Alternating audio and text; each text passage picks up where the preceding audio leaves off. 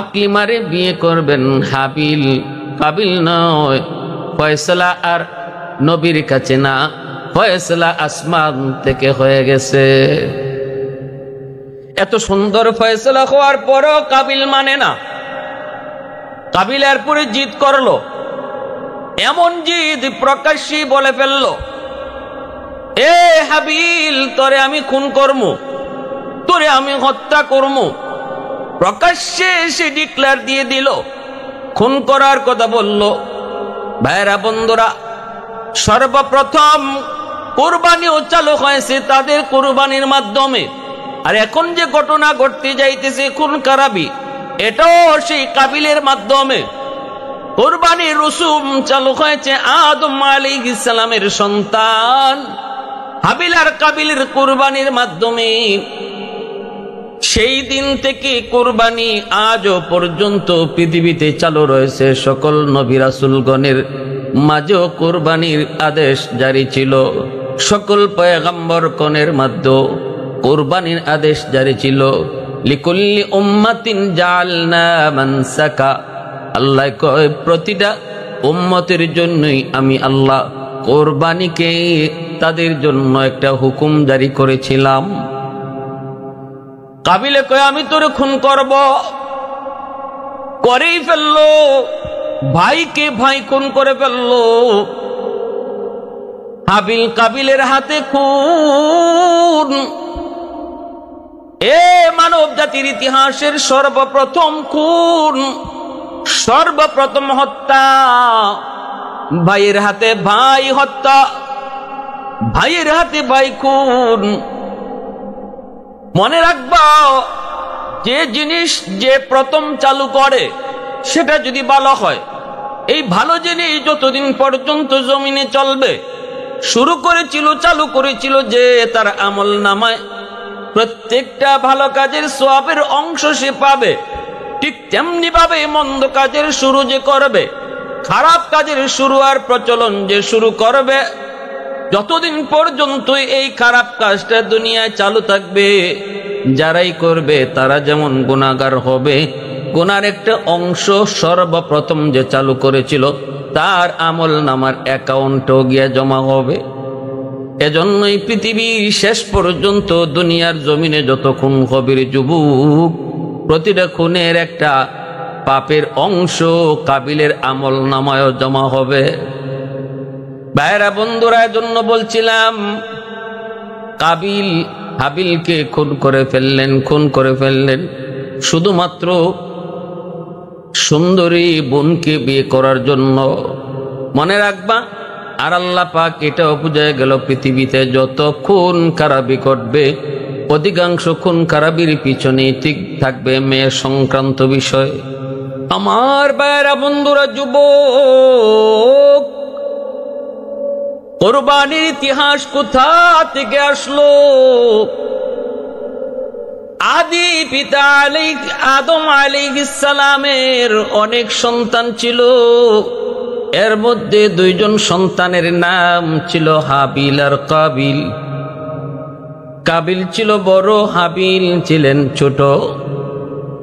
কাবিল ছিল একটু বেপরোয়া, একটু বেয়াদব টাইপের, কথাবার্তা কম মানতো, কম শুনতো, আদব আখলাক কম ছিল। হাবিল ছিলেন বড় ভদ্র, বড় নম্র।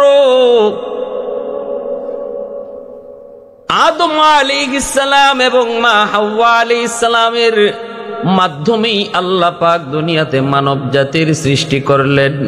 মানব জাতির প্রচলন শুরু হলো। কেমন করে হয়? তাদের গর্ভে আল্লাহ পাক জোড়ায় জোড়ায় সন্তান দিতেন। গর্ভপাত হওয়ার পর সন্তান ভূমিষ্ঠ হইত দুইজন, একজন হতো ছেলে আর একজন হতো মেয়ে। যেই গর্ভের ছেলে আর মেয়ে একসাথে হতো, এরা দুইজন থাকতো আপন সহোদর ভাই বোন। তাদের মধ্যে বিবাহ বন্ধন ছিল হারাম। আদম আলাইহিস সালামের শরীয়তে সহোদর আপন ভাই বোনের মধ্যে ছিল বিবাহ হারাম। কিন্তু মানুষের জন্ম কেমন করে আল্লাহ ঘটাবেন? আর তো দ্বিতীয় কোনো মানুষ নাই, আর তো দ্বিতীয় কোনো মানুষ নাই। কোথা থেকে বিয়ে বন্ধন হবে? কেমন করে নারী পুরুষের মিলন ঘটবে? যে মিলনের মাধ্যমে আল্লাহ পাক মানব জাতির প্রসার আল্লাহ পাক ঘটাবেন। আবার যখন হাওয়া আলাইহিস সালাম তিনি গর্ভবতী হতেন, তখনও তার গর্ভ থেকে জোড়ায় জোড়া সন্তান হতো। দ্বিতীয় তরফে যখন আবার ছেলে মেয়ে জন্ম নিত, এই দুজনও তারা হতো আপন সহোদর ভাই বোন।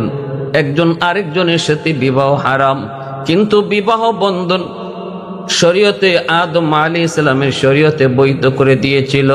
প্রথম তরফের ছেলে, দ্বিতীয় তরফের মেয়ে, দ্বিতীয় তরফের ছেলে, প্রথম তরফের মেয়ে, এইভাবে তাদের মধ্যে বিবাহ বৈধ করে দেওয়া হলো, যেন মানব জাতির সৃষ্টি হয়, মানব জাতির প্রসার ঘটে। কাবিলের সহোদর বোন, কাবিলের সাথে যেই মেয়ে দুনিয়াতে আগমন করলো, তার সহোদর বোন রূপে ছিল একটু কম, রূপবতী কম, সৌন্দর্য কম, কিন্তু হাবিলের যে সহোদর বোন, হাবিলের সহোদর বোন সৌন্দর্যে ছিল কম। কাবিলের সাথে যে সহোদর বোন, সে ছিল সৌন্দর্য অনেক বেশি। কাবিলের সহোদর বোন ছিল অনেক সুন্দর, যার নাম ছিল আকলিমা।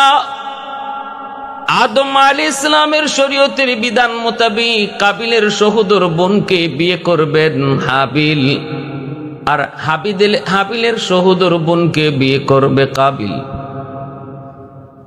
যখন এই শরীয়তের বিধান তাদের মধ্যে ধার্য করা হলো, কাবিল এটাকে মেনে নিতে পারলো না। কাবিল কয়, আমার সহোদর বোন আকলিমা অনেক সুন্দরী, আমি তারে বিয়ে করব। আদম আলাইহিস সালাম বলেন, এটা তো বৈধ নয়, এটা তো আল্লাহ পাক হারাম করে দিয়েছেন, সহোদর বোনকে বিয়ে করা যাবে না। একসাথে যার যমজ যে ভাই বোন, তারা একজন আরেকজনকে বিয়ে করতে পারবে না, কিন্তু পরের যমজের ভাইকে আরেক যমজের বোন বিয়ে করতে পারবে, পরের যমজের বোনকে আরেক যমজের ভাই বিয়ে করতে পারবে। এ কাবিল এমন কথা বইল না যেটা আল্লাহ পাক রব্বুল আলামিন নারাজ হয়। শরীয়তের বিধান কখনো উল্টায় না। কাবিল মানে না, কারণ সে তো ছিল বেয়াদব প্রকৃতির, কথা অমান্য করত, আদব আখলাক কম ছিল। আল্লাহর পয়গম্বর আদম আলাইহিস সালামের কথা কেউ মানে না। কাবিল কয়, না, আমি আমার বোনকে বিয়ে করব, আমি আমার যমজ বোনকে বিয়ে করব। আদম আলাইহিস সালাম কয়, হয় না। কাবিল কয়, না হইলেও আমি মানি না, আমি যেটা কইছি এটা করব। যখন এই কথার মধ্যে বাক বিতণ্ডা শুরু হয়ে গেল, পয়গম্বরের কথাও সে মানতে রাজি হয় না। অথচ তিনি তো শুধু পিতা নন, একটু তো বুঝার দরকার ছিল কাবিলের, তিনি তো আল্লাহর পয়গম্বরের কথা না মানলে আল্লাহ নারাজ হবে, মুসিবত বিপদ আর গজব আসবে। কিন্তু আল্লাহর ভয় যার অন্তরে নাই রে যুবক, সে তো নবীর কথা কারে কয় এটাও মানতে রাজি হয় না, আলেম উলামা কি কয় তাও বুঝতে রাজি হয় না। যার অন্তরে আল্লাহর ভয়, সে তো নবীর কথা মানবে, উলামায়ে কেরামের কথা শুনবে। আল্লাহর ভয় নাই, কারো কথা মানতে রাজি না।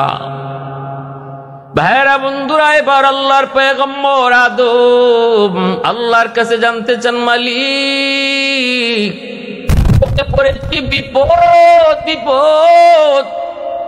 এখন আমি কি ফয়সালা দিব বুঝি না।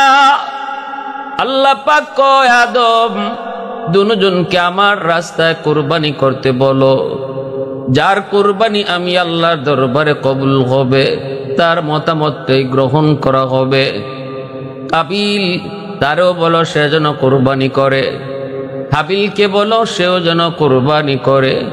আকলিমারে কি বিয়ে করবে, কুরবানি যার কবুল হবে সেই আকলিমাকে বিয়ে করবে। আদম আলাইহিস সালাম এই সংবাদ যখন দুজন সন্তানকে জানালেন, দুজন মানল। কাবিল সে ছিল একজন কৃষক, সে ক্ষেত কামারি করত, শস্য ক্ষেত করত, আর হাবিল ছিলেন ছাগল দুম্বার একজন রাখাল, ছাগল দুম্বা রাখালি করতেন। তাই তিনি আল্লাহর রাস্তায় একটা দুম্বা কোরবানি করলেন। আর কাবিল সে কিছু শস্য, কিছু গম আটা আল্লাহর রাস্তায় কোরবানির জন্য পেশ করলো। তখনকার সময়ে কোরবানি কবুল হওয়ার আলামত ছিল আসমান থেকে আগুন, আগুন এসে যার কোরবানিটাকে জ্বালায় দিত, তার কোরবানিটাই কবুল হতো। আর যার কোরবানি আগুনে জ্বালাইতো না, বুঝা যাইতো তার কোরবানি কবুল হয় নাই। যখন দুজনে কোরবানির বস্তু সামনে পেশ করলেন, এবার সবাই অপেক্ষায়, আগুন আসবে, কার কোরবানিটা আগুন জ্বালাবে। পয়গম্বর আদম আলাইহিস সালাম তিনিও দাঁড়ায় আছেন, মা হাওয়া আলাইহিস সালাম তিনিও দাঁড়ায় আছেন, সবাই দাঁড়ায় আছে, ভাই বোন দাঁড়ায় আছে। আকলিমারে কে বিয়ে করবে ফয়সালা হবে আসমান থেকে। কেমনে? কয় কুরবানি যার কবুল হবে তারে আকলিমাকে সেই বিয়ে করবে। আগুন আসলো, সেই হাবিলের সেই দুম্বা পশুটাকে আগুন জ্বালায় দিল, কিন্তু কাবিলের কুরবানির রাখা বস্তুকে আগুন স্পর্শ করলো না। এতে করে প্রমাণ হয়ে গেল হাবিলের কোরবানি আল্লাহর দরবারে কবুল হয়েছে, কাবিলের কোরবানি কবুল হয় নাই। আকলিমারে বিয়ে করবেন হাবিল, কাবিল নয়। ফয়সালা আর নবীর কাছে না, ফয়সালা আসমান থেকে হয়ে গেছে। এত সুন্দর ফয়সালা হওয়ার পরও কাবিল মানে না। কাবিল এরপরে জিদ করলো, এমন জিদ প্রকাশ্যে বলে ফেললো, এ হাবিল, তোরে আমি খুন করমু, তোরে আমি হত্যা করমু। প্রকাশ্যে সে ডিক্লেয়ার দিয়ে দিল, খুন করার কথা বলল। ভাইরা বন্ধুরা, সর্বপ্রথম কুরবানিও চালু হয়েছে তাদের কুরবানির মাধ্যমে। আর এখন যে ঘটনা ঘটতে যাইতেছে খুন খারাপি, এটাও সেই কাবিলের মাধ্যমে। কুরবানির রসুম চালু হয়েছে আদম আলাইহিস সালামের সন্তান হাবিল আর কাবিলের কুরবানির মাধ্যমে। সেই দিন থেকে কুরবানি আজও পর্যন্ত পৃথিবীতে চালু রয়েছে। সকল নবী রাসূলগণের মাঝেও কুরবানির আদেশ জারি ছিল, সকল পয়গম্বরগণের মাধ্যমে কুরবানির আদেশ জারি ছিল। লিকুল্লি উম্মাতিন জাআলনা মানসাকা, আল্লাহ কয় প্রতিটা উম্মতের জন্যই আমি আল্লাহ কুরবানিকে তাদের জন্য একটা হুকুম জারি করেছিলাম। কাবিলে কয় আমি তোরে খুন করব, করেই ফেললো। ভাইকে ভাই খুন করে ফেললো। হাবিল কাবিলের হাতে খুন। এ মানব জাতির ইতিহাসের সর্বপ্রথম খুন, সর্বপ্রথম হত্যা। ভাইয়ের হাতে ভাই হত্যা, ভাইয়ের হাতে ভাই খুন। মনে রাখবা, যে জিনিস যে প্রথম চালু করে সেটা যদি ভালো হয়, এই ভালো জিনিস যতদিন পর্যন্ত জমিনে চলবে, শুরু করেছিল, চালু করেছিল যে তার আমল নামায় প্রত্যেকটা ভালো কাজের সওয়াবের অংশ সে পাবে। ঠিক তেমনি ভাবে মন্দ কাজের শুরু যে করবে, খারাপ কাজের শুরু আর প্রচলন যে শুরু করবে, যতদিন পর্যন্ত এই খারাপ কাজটা দুনিয়ায় চালু থাকবে, যারাই করবে তারা যেমন গুনাহগার হবে, গুনার একটা অংশ সর্বপ্রথম যে চালু করেছিল তার আমল নামার অ্যাকাউন্টও গিয়ে জমা হবে।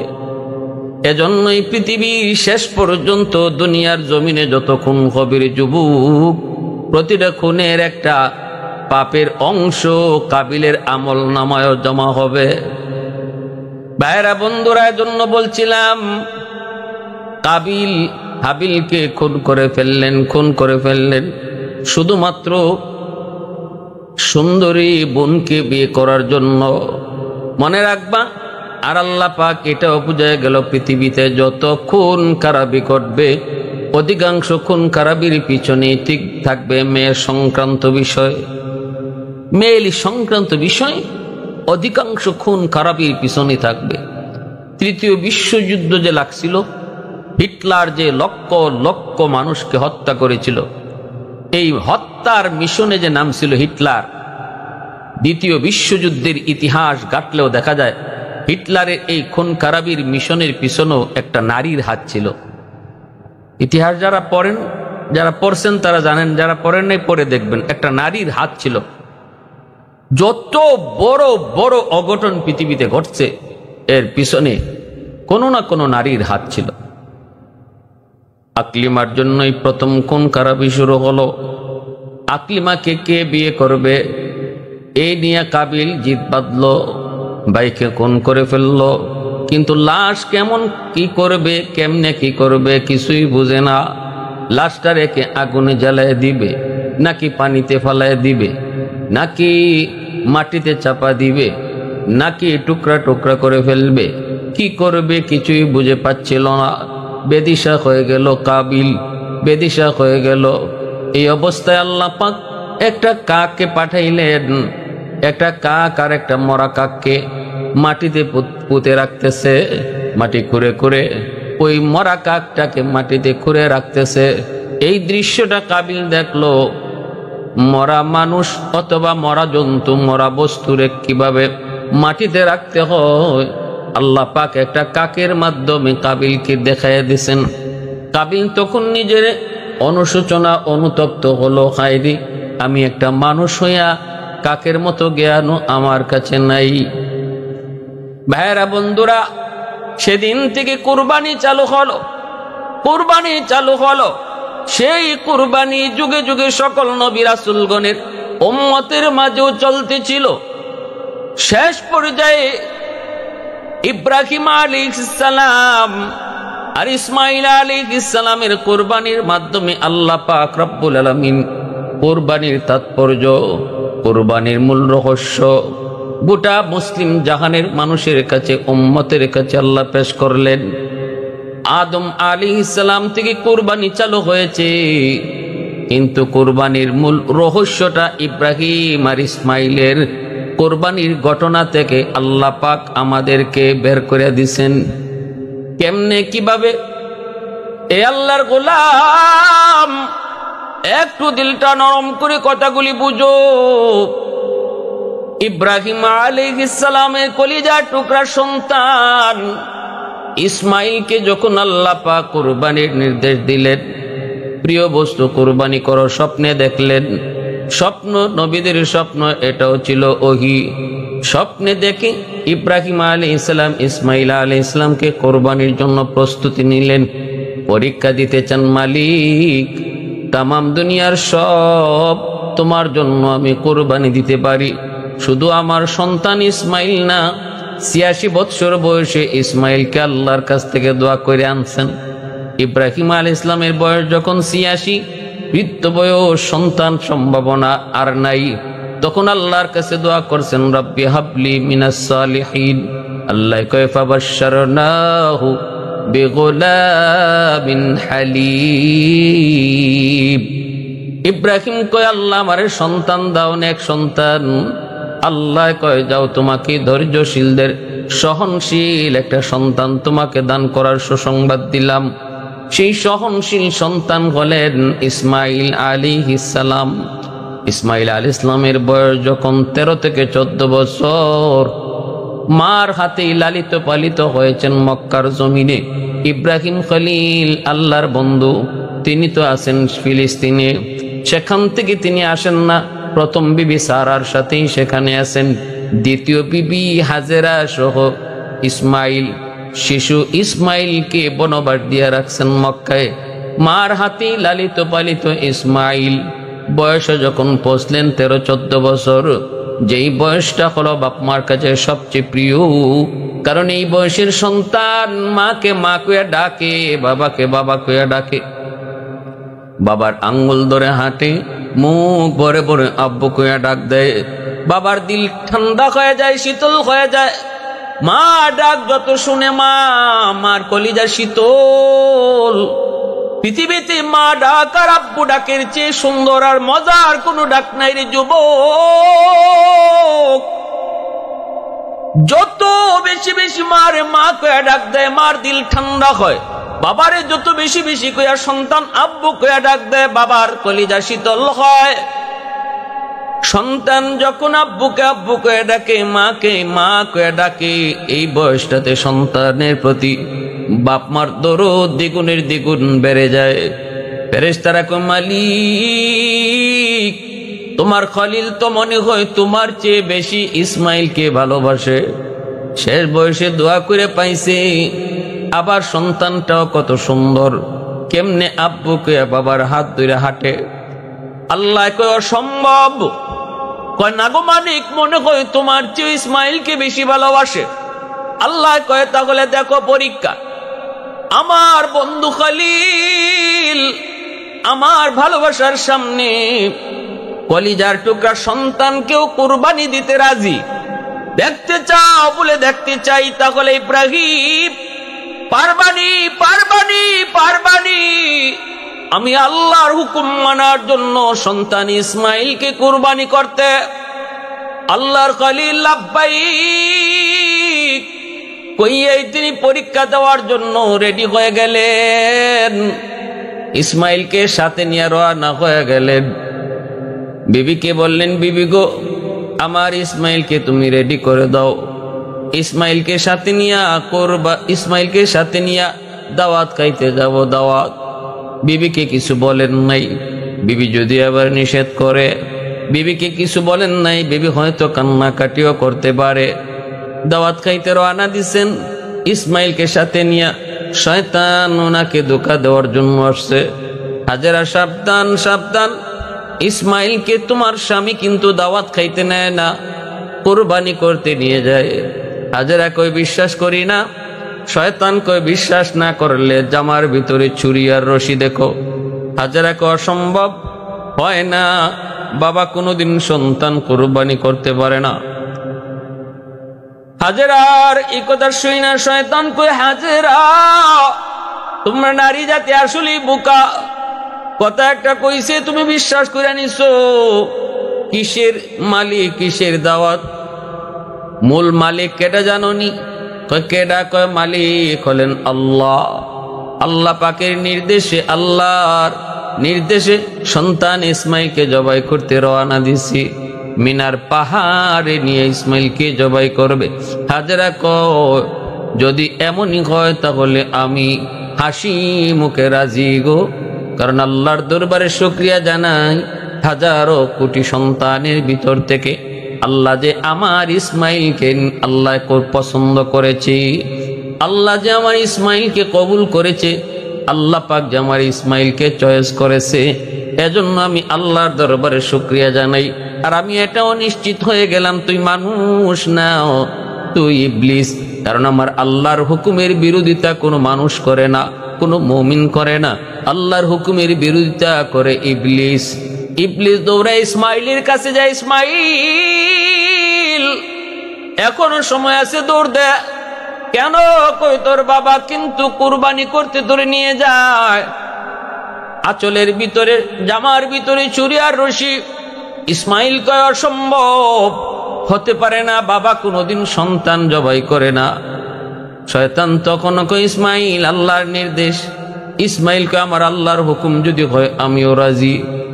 এরপরে শয়তান ধোঁকা দেয় ইসমাইলকে, আব্বা কে যেন আমারে কি কয়।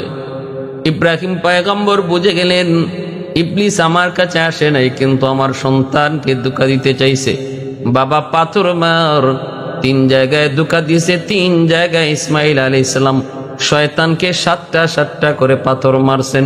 আল্লাহ কয় দুনিয়ার মুসলমান ইমানদার মুমিন আমার বন্ধুরা, তোমরা যারা হজ করতে আইবারে, আমার ছোট্ট ইসমাইল যেইভাবে আমি আল্লাহকে খুশি করার জন্য ইবলিস রে পাথর মারছিল 3 জায়গায় 7টা কইরা, তোমরাও যদি ইসমাইলের স্মৃতিচারণ কইরা এই জায়গায় পাথর না মারো, আমি আল্লাহ তোমাদের হজ কবুল করব না।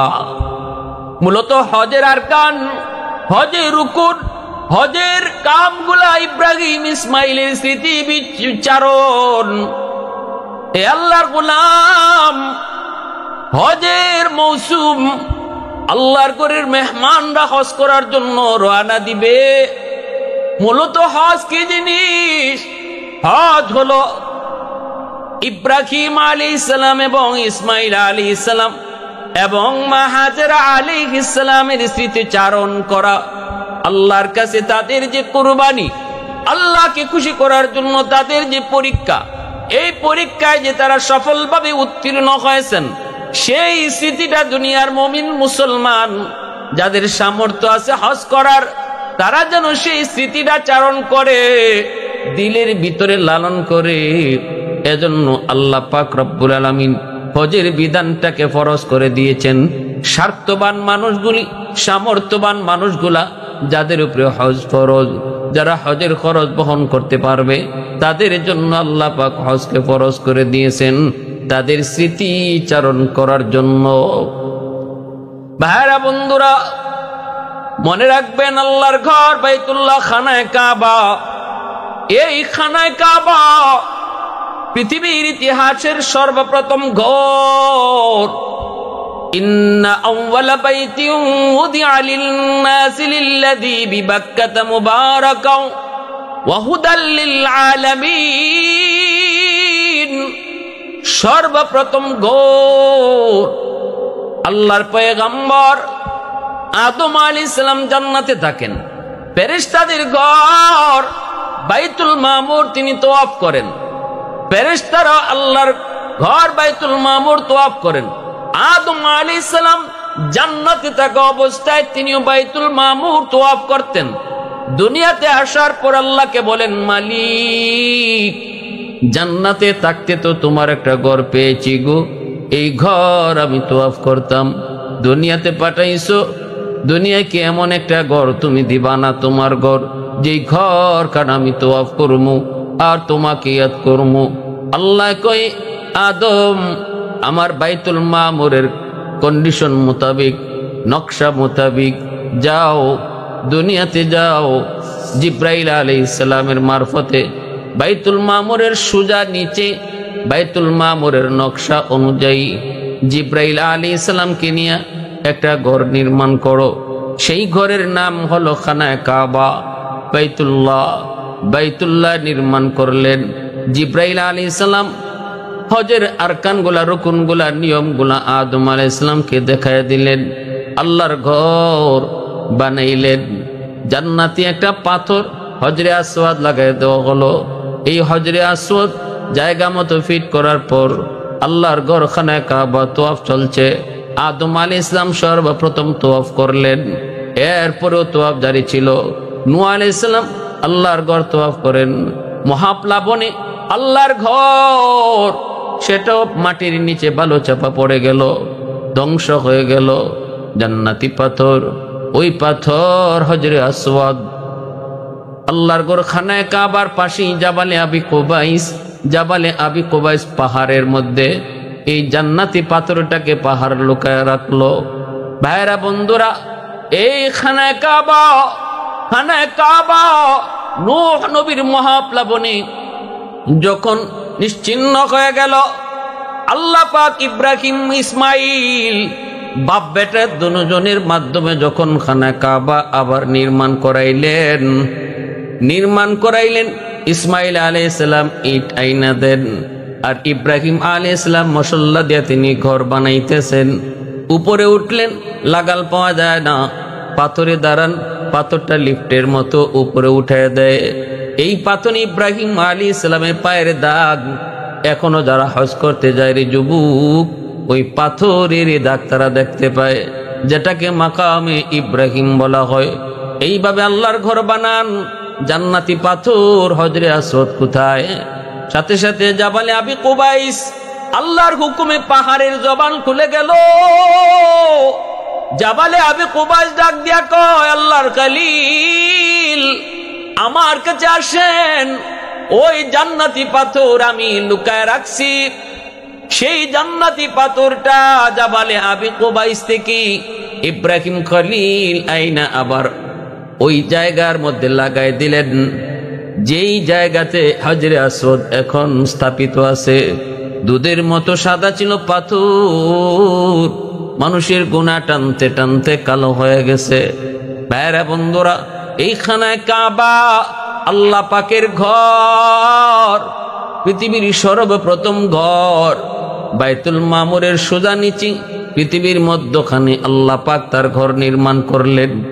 120টা রহমত নাজিল হয় দিনে, 60টা রহমতের ভাগীদার হয় যারা তোয়াফ করে, আর 40টা রহমতের ভাগীদার হয় যারা নামাজ পড়ে। আল্লাহর ঘরকে সামনে রেখে যারা নামাজ পড়ে তারা 40টা রহমতের ভাগীদার হয়, আর বাকি 20টা রহমতের ভাগীদার হয় যারা আল্লাহর ঘর খানায় কাবা শুধু চায়া চায়া দেখে। এজন্য রে আল্লাহর গোলাম যারা হজ করতে যাইতেছ, আল্লাহর পাগল, হজ তো মূলত একটা পাগলামি, আল্লাহর আশেকের নিদর্শন। ইব্রাহিম ইসমাইল যেমন আল্লাহকে পাওয়ার জন্য দেওয়ানা হয়ে গেছিলেন, ইব্রাহিম যেমন আল্লাহকে খুশি করার জন্য সন্তান জবাই করার মতো পাগলামি করেছেন। এজন্যই হজটা মূলত এটা আল্লাহ প্রেমিকদের একটা প্রেম খেলা, আল্লাহ প্রেমিকদের একটা প্রেম খেলা। ইব্রাহিম আলাইহিস সালামের মাধ্যমে আল্লাহ পাক রব্বুল আলামিন তার ঘর খানায় কাবা তিনি নির্মাণ করলেন। যারা যাবেন আল্লাহর ঘরে, জিকির আজকার করেন, ভালো কথা, নামাজ পড়েন, নামাজ পড়ার পর যদি ক্লান্ত হয়ে যান, খানায় কাবা দেখা দেখা শুধু বসা থাকবেন। এমন একটা জায়গায় দাঁড়ায় থাকো, এমন একটা জায়গায় বসা থাকো যেখান থেকে আল্লাহর ঘর খানায় কাবাকে দেখা যায়। 20টা রহমত তারাই পায় যারা আল্লাহর ঘরকে নিজের চোখে দেখে, নয়ন জুড়ে জুড়ে দেখে। ভাইরা বন্ধুরা, এজন্য বলতেছিলাম হজ আল্লাহ পাক রব্বুল আলামিন ইব্রাহিম ইসমাইলের স্মৃতিচারণ। ওই যে ইব্রাহিম আলাইহিস সালাম সন্তান ইসমাইলকে নিয়ে কুরবানি করতে রওনা দিলেন। কুরবানি শব্দের অর্থ, কুরবুন শেখের অর্থ হলো আল্লাহ পাকের